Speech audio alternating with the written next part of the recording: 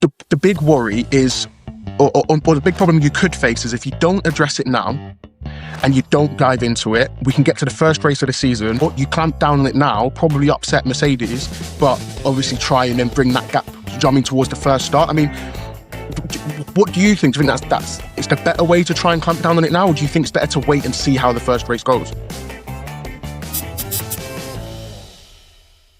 Hello, guys. Welcome to another week on the We Racing podcast. I'm excited. 10th episode. 10th episode. We should have got some balloons. We've got some balloons and a banner. Number 10. Yeah, 10. Maybe we'll do some editing, some edit, pops. Give us some balloons. Congratulations. 10th episode. We'll like that. 10th episode. I can't believe we've done 10 already. To be honest. Right. It's flying by. Getting quickly. That's it. But yeah, 10th episode today. As per usual, me and Matt are here today to bring you up to speed on the F1 news and everything else racing related. But today, I wanted to start off before I get into the main topic of the podcast, I just wanted to start off with a few side notes. We spoke a couple of episodes ago about Jack Doohan. Yes. And we said he is never getting back into F1. Yep. What do we know? He's back. He is back. That's what I'm saying. As a test driver. Well, we've seen a couple of drivers that they were test drivers, and that's it. Yeah, for sure. In which team he is? In Haas. Haas. There you go. Yeah. So maybe Haas seen some potential in him, or it's another marketing play from Haas. Because being a test driver, you need to bring sponsors as well. Maybe it's another venue of them gaining more budget for this year. Yeah, potentially. That is also very true. I mean, I'm not too sure what the sponsor situation is with Jack. I'm sure he'll have somewhat, but just clearly not as many as he would have had last year. So I'm thinking, who have they got? They got Ocon and Behrman. Behrman, yeah. I think they're a great duo. Although Ayako Komatsu yesterday or day before yesterday, he said that very openly that they were expecting more from Esteban last year, which is completely fair enough because comparing with Oli Behrman, they were equal, or even Oli was sometimes even quicker than him. So that's another question. If this could be deciding season for Ocon. Yeah, I mean, one thing that I have been thinking about, and it's not to take anything away from Ollie or the other rookies. I think we had a really spectacular year last year with rookies. Like, I don't think we ever have another year where that many rookies come in and they were that good to that level. But I also think it's got something to do with the times that we're in. 20 years ago when Ocon was coming through the ranks, for example, the technology, the physios, the information, all this different kind of stuff that the new drivers have now, even down to the sims, it's not the same. So if anything, when rookies come in, I'm kind of expecting them to be on par with their teammates to an extent because I feel like they've got a lot more support coming into the sport than some of the more experienced drivers would have had. Obviously, track experience itself plays a large part, but I do think, in defence to Ocon, I can see why Ollie was so close, but also I do still agree to an extent he should have probably done a little bit better, especially as the first driver in the team. Yeah, I absolutely agree. We know that Ocon is able to win the race. He won in Hungary 2021, I believe. Is that his only win? Yes, that's only one. Do you remember when Alonso was fighting and defending from Hamilton for about 5-6 laps? Yeah. That costed him a win, 100%. So he is able to win the race. He is a good driver. Don't get me wrong. He is a good driver, but if you're getting a talent of the size of Oli Behrman, you can be scared, and you're definitely thinking, well, if I'm not better, obviously better than him, that the team principal will be thinking, why I'm really keeping him? I'll get another rookie and maybe he'll be golden shot again. Yeah, and probably pay a lower salary as well. Exactly. Yeah, for sure. But yes, back to Jack. Obviously, I don't like anyone seeing. You don't like seeing anyone lose their job, do you? But I'm glad he's back in as a test driver. I'm hoping it's something that he wanted to do. Obviously, I presume you'd want to drive. Every driver wants to drive, but second best thing, maybe close enough. But yeah, it was nice to see him have some good news anyway after a run of bad news. Talking about bad news, which kind of comes with a bit of good news, Kimi Antonelli this week. Oh, on Saturday crashed Yeah. his one of 200 Mercedes AMGs. Oh, was it on Saturday? I've seen the news yesterday, wasn't it? Anyway, it was within the last couple of Yeah, days. last couple of days. I think it might have been I'm sure it I was think Saturday. he got it on Saturday. Oh, he got the car And on Saturday. I think he did. He was literally it was less than a week ago that he got this car. Yeah, And now he okay. crashed it. Yes, Yeah, absolutely. nobody was hurt. No, Thankfully. that's the good news. I'm not sure if he was by himself in a car, but he basically lost control and he went into the barriers. Hopefully, that will be only one time this year that he put the car into the barriers, including Formula One. I've already seen the memes about him crashing in Formula One and all that stuff. I don't want to get into that propaganda because I like Kimmy. But yeah, no, it's interesting because I mean he didn't pass his driving test that long ago. Do you know what I mean? So it's interesting just to see that shift from driving a Formula One car week in, week out. You'd think like you'd never crash, would you? But it just shows it can happen to anyone. The thing that came out of it, the bit of news that came out of that incident that really surprised me was they said that he obviously had no injuries, everyone else was fine, but the impact distance was 144 meters. So from where he lost it to where the car ended was 144 meters. I'm thinking that's a long. That's not a low speed crash. You know, that's a. I mean, 144 meters. Well, sometimes some people may say it was quick or not. 144 meters is maybe triple, maybe even less distance of braking from 60 to 0. Mhm. Yeah, when you're on a dry road and stuff. Yeah. If you lost control, obviously your braking force and slowing down is much lower than it normally would be. We don't know how speedy. I don't even know if he got any ticket or anything like that. But well, I'm assuming if it would be way above the speed limit. Oh yeah. I think We would know it will about be it. much more. When I've seen the pictures, it was the right rear end of the car hurt a bit. It wasn't massive, so maybe it was a bit more than the speed limit, but we don't know. Yeah. Thankfully, everything was fine, and everyone is in one piece. That's the good thing. Obviously, they said that he was completely unhurt. So, very very good news, bad news, bit of a mix in there, but we're happy he's okay. I wonder if he'll get another Mercedes, another same one. Yes, because it's one of 200, isn't it? That one. Yeah, it was very limited edition of this guy. They'll probably just fix it. Do you think they'll fix them kind of thing? They'd probably fix it, wouldn't they? Or do you think they write it off at that point? Is there a point of fixing one of 200's car? Or maybe they will keep it as it is, and they will sell it to some collectors. I knew you were going to say that. There's someone out there with the money. There's someone out there with the money. Exactly. If you do sell it, Kimmy, 5% commission here, right? No problem. Yeah. The other thing that I wanted to mention was, there's two more things. One of them is the Bahrain test. Obviously, that starts tomorrow. Yeah. It's split into 2 tests this year, isn't it? So 11th to the 13th. So tomorrow, what day is it? Tomorrow, Wednesday. So Wednesday to Friday. Yeah, Wednesday, Friday, and Friday, then a week later. Then next Wednesday, next Friday. But the other thing that surprised me is they're selling tickets. They've done it last year as well. They did it last year as well. Yes. Yeah. Well, it's very, very cheap because they're even selling it packages where maybe they used to before the Australia come back as the first race of the season. They used to sell the package where you could buy for the tests and for the Grand Prix, and it was like 60% cheaper than a normal price. Well, at testing, it's still something happening. You still see the cars. Obviously, there is no racing, but because they're opening 1 or 2 grandstands by the main straight, there's not that many people, and it feels a bit more closer to the drivers. You feel a bit more personal, instead of this massive crowds of people, hundreds of thousands. Yeah. So I if I would live close to Bahrain, I think I'd go. Yeah, I'd definitely go. I mean, why not? But I just thought that was quite interesting. I didn't know they did that last year. And then the last thing before we get into the topic of today, Red Bull team principal isn't going to be here for Bahrain. Are you aware? Okay, I didn't know that. So he's having some surgery. Oh, I don't know exactly what surgery he's having, but he's having some kind of surgery, so he's not going to be there at Bahrain. I don't know if that's all of it or some of it or whatever, but yeah, something's keeping off, which is quite odd because it's very rare that you don't see a team principal at testing. Toto Wolff missed a couple of races last year, Yeah, 2 or 3.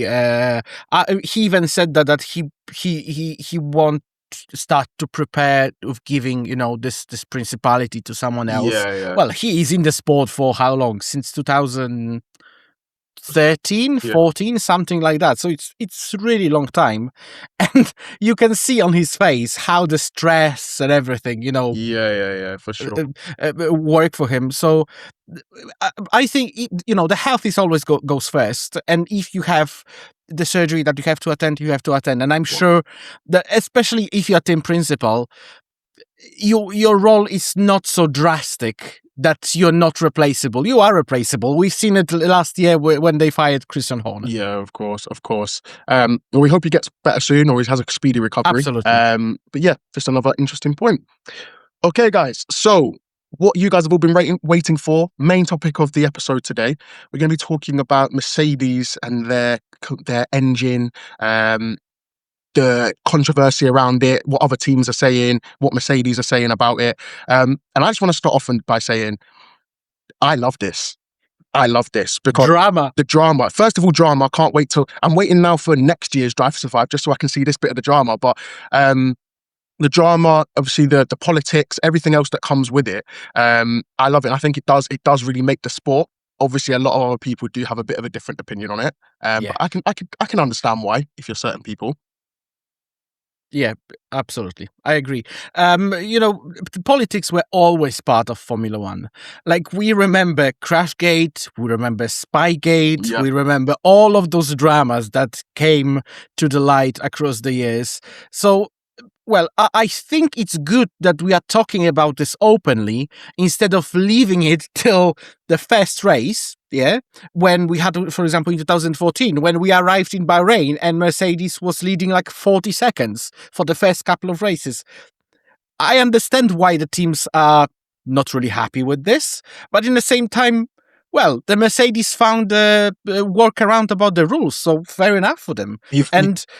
I think it's completely fair. Formula One was always about finding a loopholes, so good for them. You've literally answered about 2 or 3 of my next questions. So you've got ahead of yourself there. But yeah, no, perfect. I mean, again, that was it about the loopholes and things like that. I mean, listen, we every time there's a new era of cars, there tends to be something like this. There was the double diffuser gate back in the day. 2009 Yeah. double diffuser. There's been DAS. Exactly. There's been all sorts of it. And usually what tends to happen is when there's a big era change, one constructor tends to dominate for the first couple of years of those rules, and then obviously it starts to even out when everybody catches up. And I'm starting to think, is this going to be another one of those where if teams and the FIA don't, I don't want to say don't get a hold in it, because from what I'm reading, what we'll dive into, there's not anything wrong yet with what's going on. But if I don't get a hold of it or it doesn't go their way, I think we can see, like I say, another dominance from Mercedes. So just to break it down for those that don't know what we're talking about, we're talking about the compression ratios. So essentially, within the combustion engine, I'm pretty sure it's where the fuel and the air mix together, the cylinder comes down, bang, and causes that, gives you that power. It's a 1/16 ratio. I'm not going to act like I know what that means. I don't, but it's a 1/16. I don't either. Yeah, it's a 1/16 ratio. And essentially, that's as far as every team can have it. Now, when they do tests on the cars to check these things, the cars are checked at a cool room temperature or a cool temperature.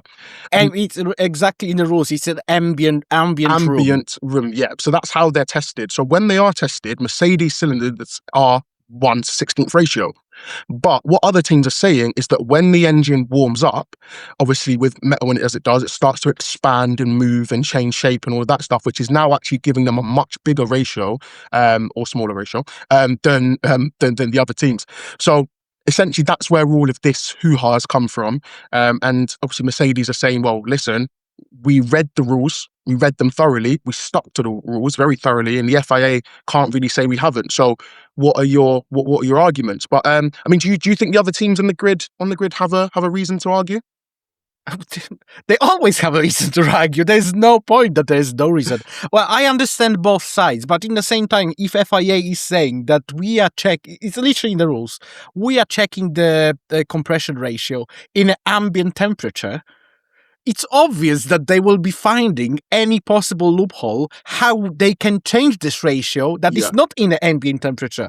But that's another challenge now. How the FIA or all the teams and stuff, how they're going to checking the ratio when the engine is hot and static. It can't be moving because obviously when it's moving, you cannot repeat the same conditions over and over again, and it has to be repeatable. You understand? If for example ratio will go to 16.2 to 1 at once simply because I don't know, they're going downhill or uphill or whatever. Obviously, they can't change. They can't check it on a track. The car has to be stationary, has to be warm, and also you're not able to warm up the car as much if you're static. If it's stationary, yeah, sure. Because it will overheat. Yeah, the FIA are basically saying they are considering putting sensors in the car or sensors in the engine, or trying to find a way to test, basically do what you've just said, obviously isn't very feasible to do, but test the cars when they're warm. The reason why that poses a problem to me is, and I'm sure they've probably got scientists that deal with all of this, but if you're going to warm a car and do your test based on it being the temperature on the day is going to dictate things. The car might cool differently depending on different materials that are surrounding the car. All of these different things are going to affect temp. So I don't know how they're going to get around it. This is what they're saying, that they're in discussion. Obviously, they've had like an urgent FIA meeting and technical rules meeting around this. And I saw a journalist say earlier that, they say the FIA don't speed up technical meetings unless it's something important.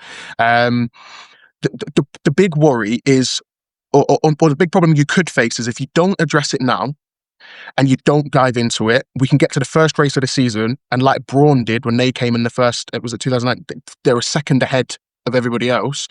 Or you clamp down on it now, probably upset Mercedes, but obviously try and then bring that gap jumping towards the first start. I mean, what do you think? Do you think that's it's the better way to try and clamp down on it now, or do you think it's better to wait and see how the first race goes? There's no perfect solution because someone will be hurt in one way or another.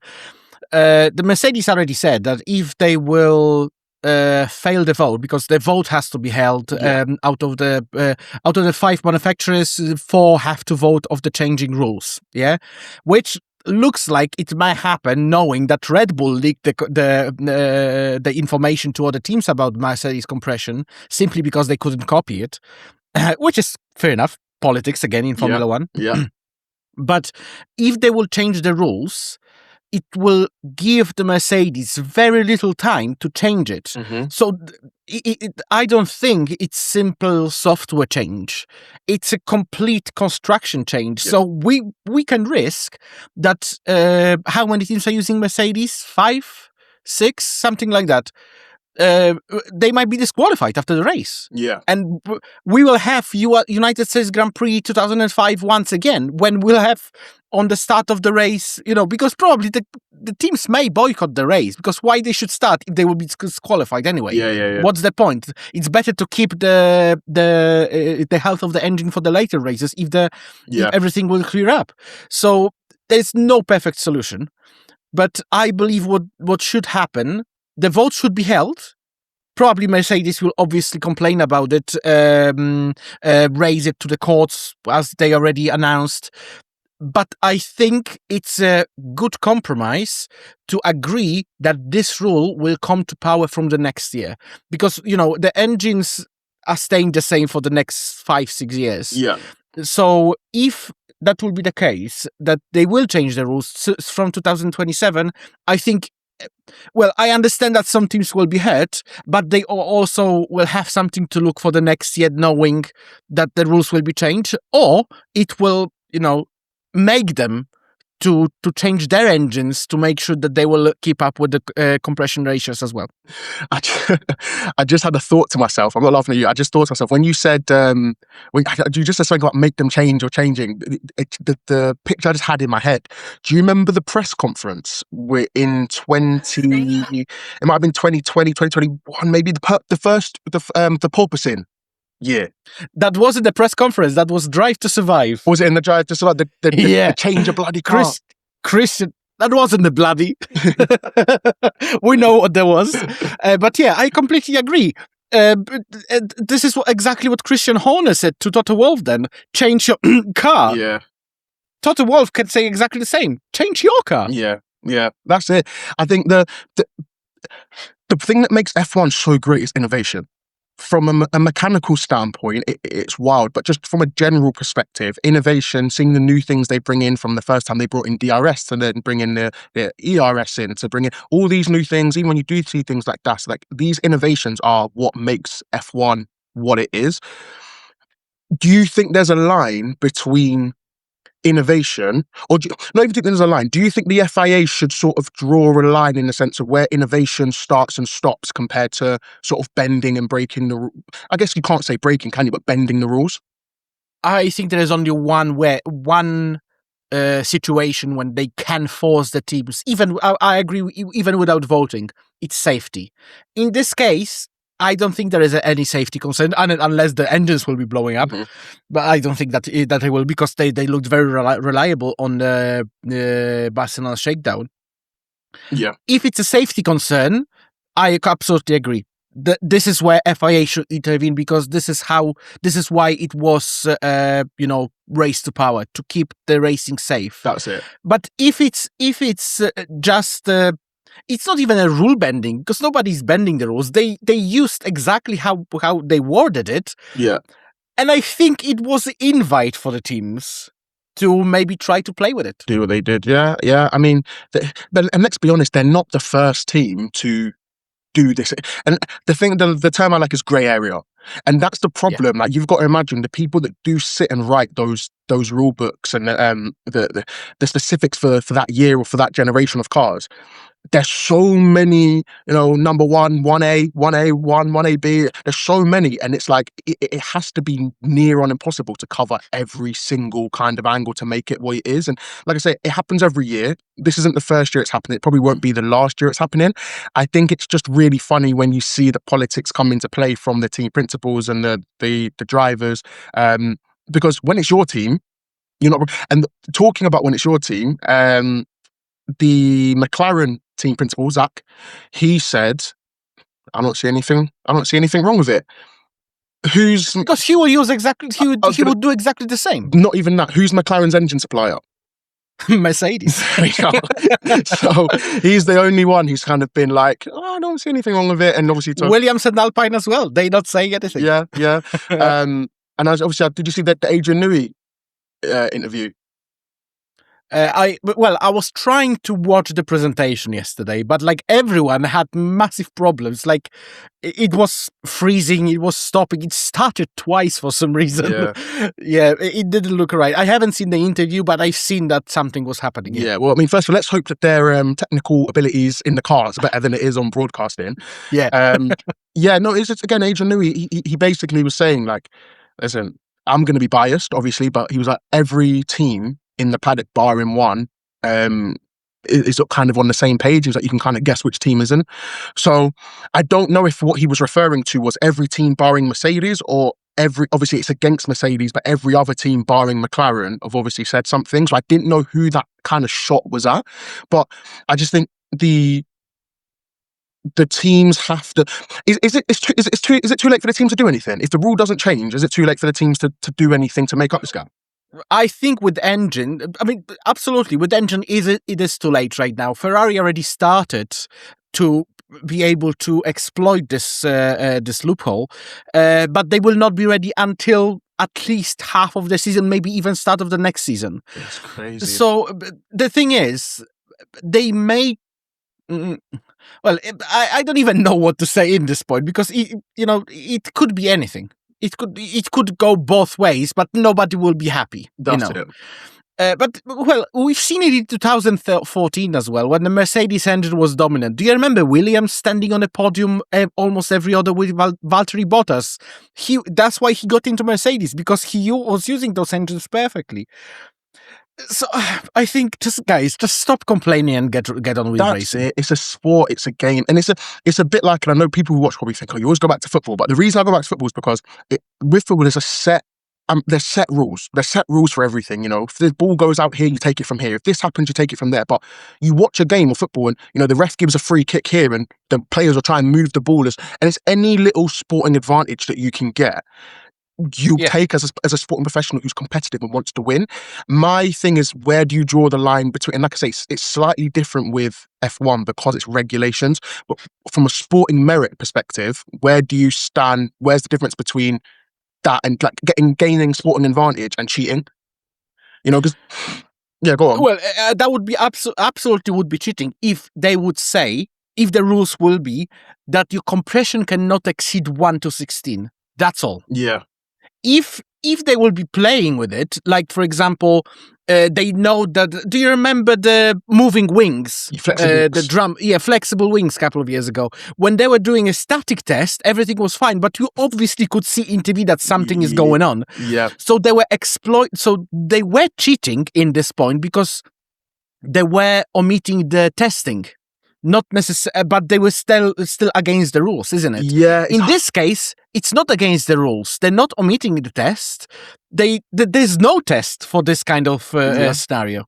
Yeah, I think it's even last year. Was last year or the year before with McLaren and the DRS wing and the gap in the wing, and it's just like it is a game, and like I say, especially with Drive to Survive, and you get that kind of behind the scenes kind of view. You can kind of see that, and I know a lot of it is kind of procured to look a type of way. I know that 100%, but just to give you that bit of behind the info feeling, you can just see like it's so competitive, obviously, and it's also a little bit like childish. It's a bit gamesy, isn't it? Like, team principal here says something, and I'm gonna say something over there and poke at him. I absolutely agree. That should be happening like that. Every team principal should be, covering the interests of their team, not anybody else. That's it. So if my team is getting advantage, I will be defending this advantage. But if my team is in disadvantage, I will be doing everything to make sure that this team with the advantage will lose it as soon as possible. That's it. In regards to, because we're speaking about the teams that obviously are against this, do you think that from an FIA's point of view, where I think they probably should be a non-biased organisation, but do you think from their point of view, when you've got one team or two teams on this side of the fence and the other 8, 9 teams on this side of the fence, do you think that sways their decision or thought process? Well, they can't decide by themselves at this stage because the rules are already in. So once the rules are in the book, they can't change them unless there's a vote. So we know that this vote may happen, but then this change is not initiated by the FIA, but is initiated by the team. So they are unbiased. They're just following the vast majority of the teams. So, well, the FIA will do what the teams they will say it to do. Maybe not. We don't know. Maybe even if the vote will go ahead and they will say, look, we cannot go forward with this because we'll have to disqualify 8 cars. Yeah. What's the point? Mm-hmm. But I mean, do you think that, like, for example, let's say we've got Mercedes aren't happy with Red Bull about something, they take it to the FIA. The FIA go through a process to obviously decide whether it's going to be fit or not fit. Do you think, obviously that's just Mercedes v Red Bull, but let's say Mercedes, McLaren, Alpine, Haas all came to the FIA and said, listen, this is a problem. Do you think that the FIA take that more heavily, or do you think regardless of whether it's 1v1 or it's a general consensus, they deal with it the same? Well, as I said, I don't think there is they will look at the rule book. Simple as that. If there is a problem with the rules, then we can address with the voting. Yeah. If there is no problem with the rules, just deal with it. You got into F1, you know what you will be doing, and you know that someone will be better than others. It's Yeah. always like that. I mean, rewriting a technical rule in a book is so difficult as well. It's not as simple as just making a rule because each rule will affect another rule somewhere else. Yeah. This can only be this big because this is this big. Well, if you make this bigger, then that means you've got to change this and change that. So it's all connected and it's such a intricate thing to deal with. But I'm in two minds because again, I want to go into a season where do I want to see another year of one team dominating? Not really. Like, I'll be really honest. Like, I want to see 3, 4, the top teams, the top 4 teams, Mercedes, Ferrari, Red Bull, all up there challenging. I don't really want to see when we had McLaren like 50 seconds down the road, and then we had everybody else running behind. And we had the same with, I know this wasn't car related, but Max at one point, and we had it with Lewis at one point. And maybe that's all we'll ever have. That does seem to be the trend. But it would be really nice going into a season and thinking, getting to the halfway point and not thinking, oh, it's either going to be them, or it's definitely going to be them. I want to think, oh, who is it going to be? Do you know what I mean? Who is going to come out on top?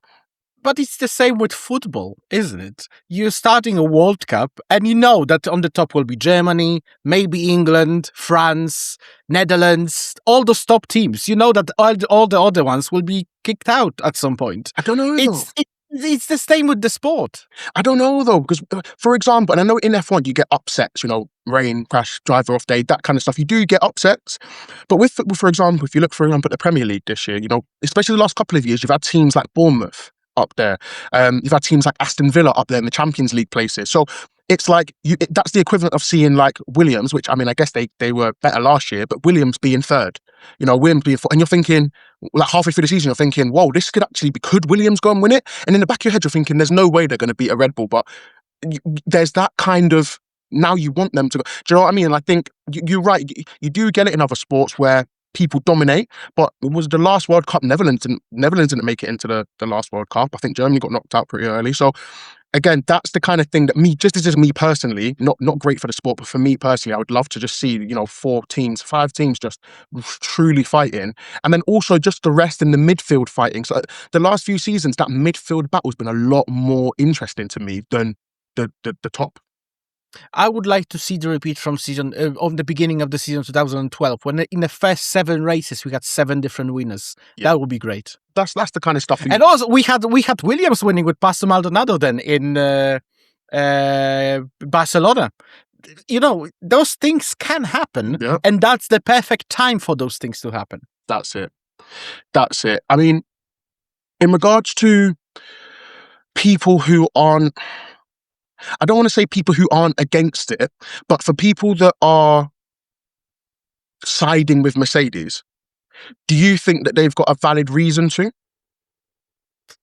They following the team, and as I said, like, it should be like that. If you have fans, like a true blood fans, they will be following you. Anything will happen, right? And if you know that your team is gaining advantage one way or another, legally, hopefully, Yeah. You will be happy, because that makes you to believe that your team may be on the top. Yeah. I think it goes to show as well. I mean, how early did Mercedes stop their 2025 car? Do you know? I have no idea. I don't know if I can't remember if they're one of the earlier teams or one of the later teams. But because I know, again, we spoke on the liveries episode about being early. I asked you, do you think it matters if, you release your livery early or late or whatever that is? And you said you don't really think it matters. But I think this is probably one of the upsides to starting working on your next year's car or the next year's regulations car early. And especially if I guess it's that balance of, we want to do well this year, we want to get our money, we want to do everything else. But at the same time, the earlier you start on your next year's car, especially on a new era, like I said, these are the things that they pay people a lot of money to go and find and see, well, which loopholes can we make the most out of, So I think starting your development early, for me personally, would always be the go-to. But I mean, you're a team principal. I mean, if you were in a Formula One team's shoes, would you say, listen, I'm going to stop the car early this year, knowing we've got new regs next year? Or are you going to think, let's give it our all as best as we can this season and then just take our win with the next year? Well, I would answer it depends. It depends how the car behaves on the air. Or maybe we know that the car will be already crap. Then I will say, okay, this season is going to the bin. Let's focus straight away on the first one. Alpine did this. They finished developing the car, I think April or May. Yeah. So the season just started and they already said, okay, we're not doing anything else. Yeah. There were some minor upgrades, but probably not involving much of the staff and resources. But well, they made up very unique. I wouldn't say DRS, but I'm talking only about the rear wing. When all teams are opening rear wing on the top, they are opening wing to the bottom. Mhm. So they have completely flat surface when they're opening the rear wing. That might be very interesting to see if this actually gaining an advantage. Probably that's why they come up with this solution, because they were testing many other solutions, and this one works the best. Yeah. And they've had the time to put to it and test it. Like I said, they stopped so early. And money. Remember, we have budget cap as well. You need to look at every single pound spent. Mm-hmm. And sometimes this budget cap, if you can spend, for example, from this 143 million, 60 million are ready for the next year car. Technically, you have over 200 million for the next season, because you already did 60 million in advance to other teams. Yeah, no, 100%. I think that the budget cap does definitely play a part in that as well. That forward thinking.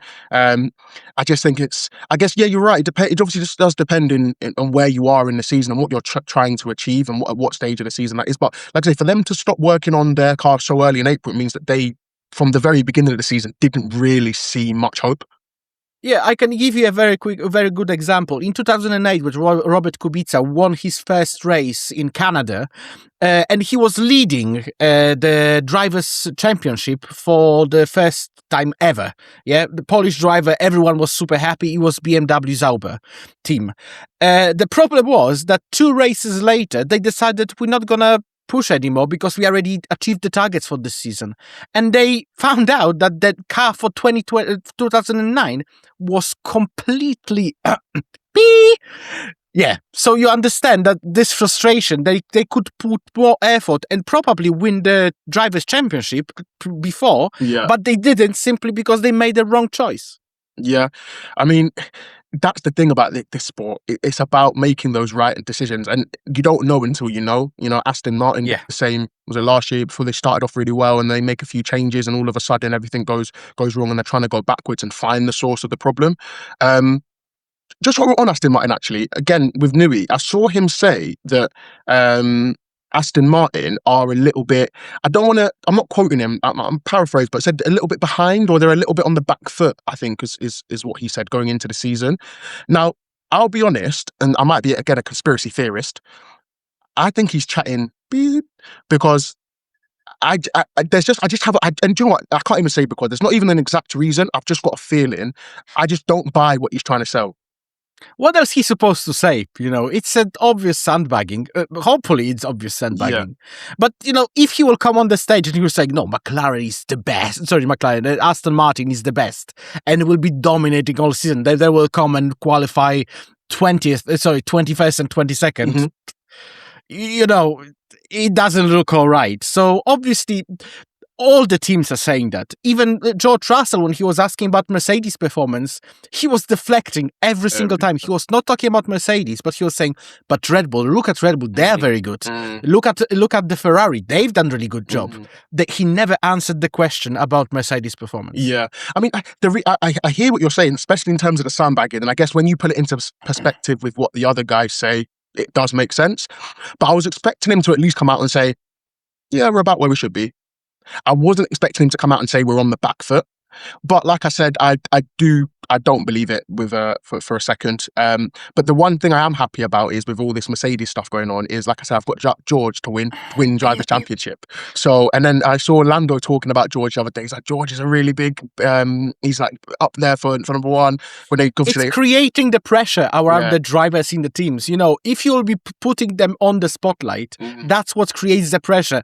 That's how Lando broke down into 2024 versus Max Verstappen. Yeah, the pressure got to him. It was too much. Yeah. And that's it. If you can create more pressure for your rival and make her life harder for them, then it makes your life a lot easier. Exactly. Exactly.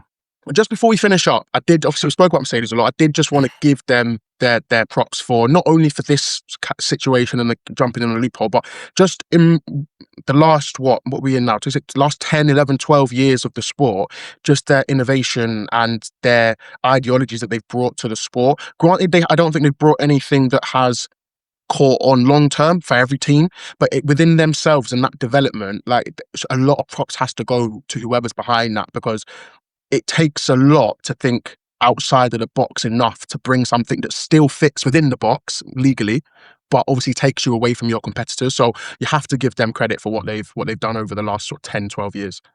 Absolutely. Every single team that is finding the best performance, legal performance, Mm-hmm. they should absolutely be put on the top spot, because they deserve it.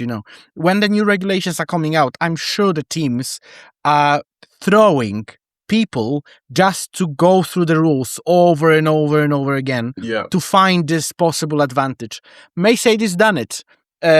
Previously we had other teams who has done it as well, so good for them, because they put more time and more resources into the good research of the regulations. That's it. So it's about, like we said before, spreading that time and obviously the money of the budget cap evenly. But I mean, we could be doing all this talking as we usually do. We could do all this talking, and we could get to the first race of the season, and then Everything will be upside down. everything will be upside down. Engines blowing up, wheels falling off, wings not working. So. And again, that's what I love about sport in general, but obviously this sport, there's so many if, buts and maybes and what's going to happen and things to look forward to.